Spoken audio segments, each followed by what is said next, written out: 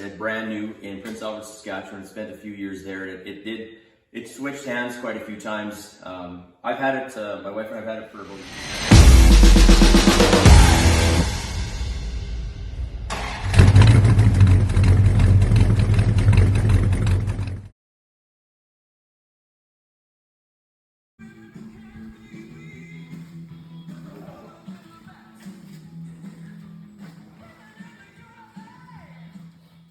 Hey everyone, Ian here, Manderscheid Media.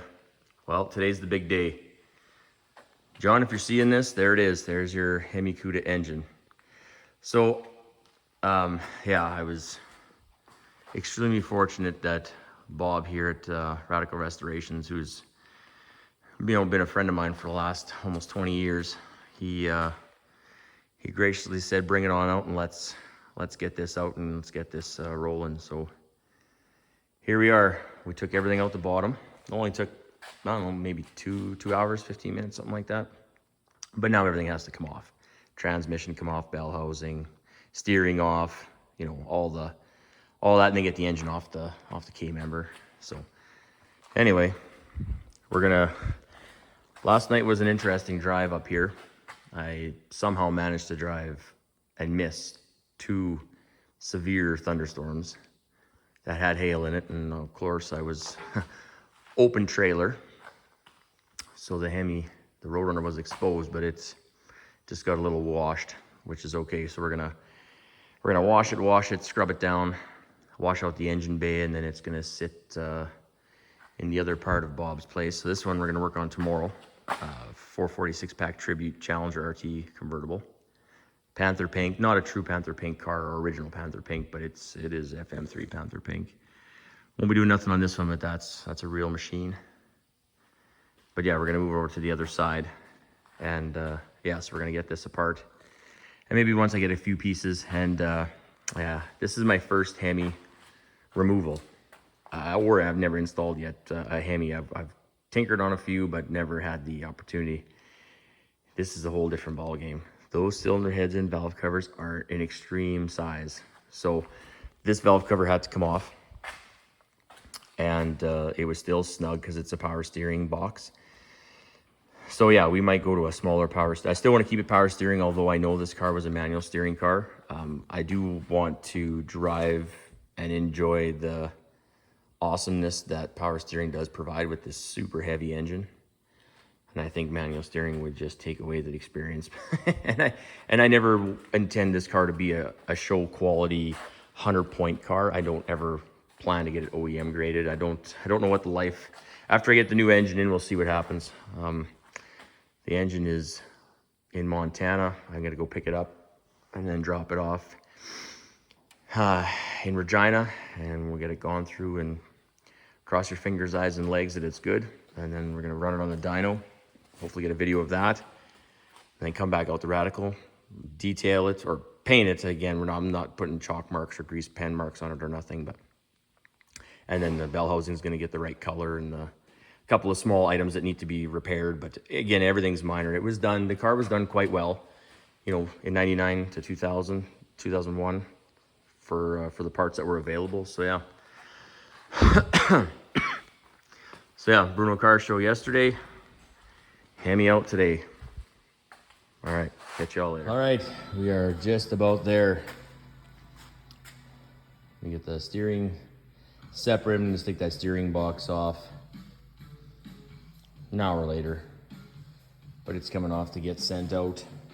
We're gonna use that one in the purple Roadrunner that if you've watched the purple video, Manderscheid Media, there's no power steering on that one, so now we're gonna get power steering. I'm gonna put a smaller gearbox in this one.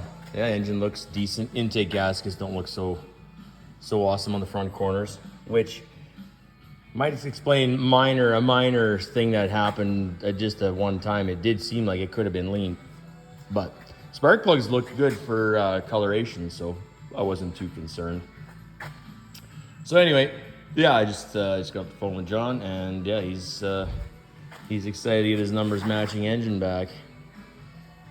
So we'll get, yeah, we're gonna take the mounts off here. We get the chains on it so we can lift it up, and then yeah, I'll pull the transmission off. Set that off to the side. We have the pallet O parts, and that's the intake manifold. You might be wondering why I removed it, and John and I made a deal, and I'm gonna use that on the next engine that I just got confirmation just landed in Montana. So that's my next trip. Go pick it up and assess that.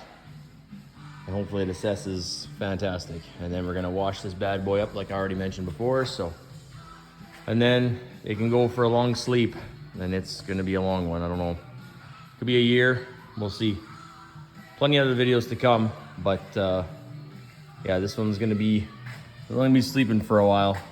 We're gonna wash all this out. I never really had a good chance ever to wash this in its full entirety. So yeah, we're gonna get that all squeaky clean underneath in the wheel wells. Move the steering column ahead so we can get some space there. So yeah, well, it was good. It was the first Hemi I've ever taken out, and I'm glad we did it out the bottom.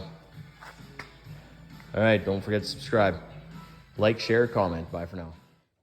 Try to get one last peek before I head out. We're done. Everything's washed, detailed, ready for the new power plant going in. When that happens, it's going to be some time. I'll keep everybody, on the YouTube land updated through the channel what's going on. Hopefully, in the next few weeks, we'll rip down to the border and get the engine, and then get that dropped off to the engine shop. And again, like I mentioned before, cross everything for good luck. Eyes, arms, feet, toes, fingers.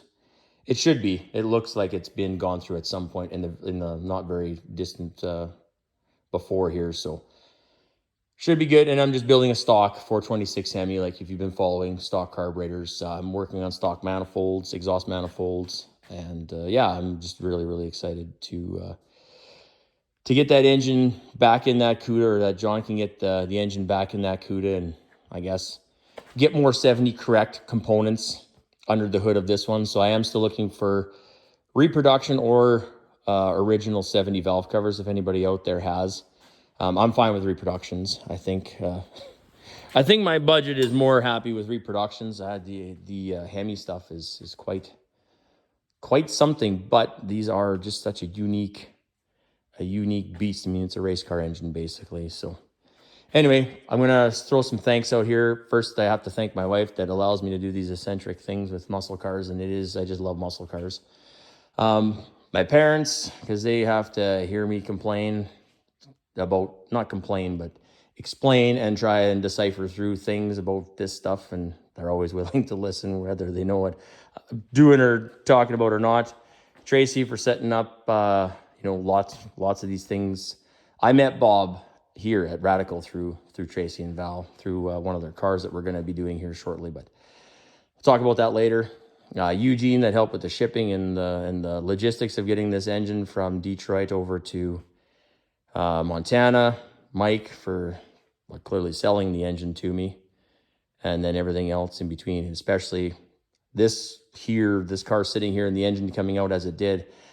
I have to thank Bob at Radical Restorations. Bob Southoff's been a 20-year plus friend, and when I asked him if this was an option, he didn't even bat an eye. He's like, absolutely, let's get that out and let's get this done. So yeah, it is going to be sleeping here now till the engine's ready. And again, I'm just forever thankful and yeah, grateful. So keep tuned to the channel, subscribe, like, comment, please give me your feedback. And we're aiming for 1,000 subscribers plus. So we're close. I think the last time I checked, we're at 844. So tell all your friends, share through all the social media outlets. And last but not least, I am thanking Hunter. He's doing most of the editing, if not all the editing. So this channel couldn't be functioning without you. So appreciate everybody. Take care. Bye for now.